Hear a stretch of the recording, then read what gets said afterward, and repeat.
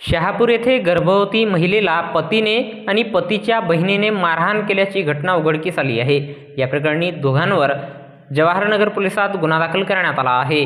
भंडारा तालुक्यातील शहापूर येथे फिर्यादी विवाहित महिला वय 31 वर्षे राहणार शहापूर ही 4 महिन्यांची गर्भवती असून तिचा पती आरोपी संगरक्षित मेश्राम वय 39 वर्षे राहणार शहापूर आणि त्याची बहीण सोनी वय अंदाजे 36 वर्षे राहणार जवाहरनगर यांनी दिनांक 25 जुलै 2024 रोजी रात्री 10 वाजता दरम्यान तसेच 28 जुलै 2024 रोजी रविवारला दुपारी 1 वाजता दरम्यान फिर्यादी महिलेला तिच्या आईवडिलांच्या नावाने शिवीगाळ करून थापडबुक्क्यांनी पोटावर आणि कमरेवर मारपीट केली।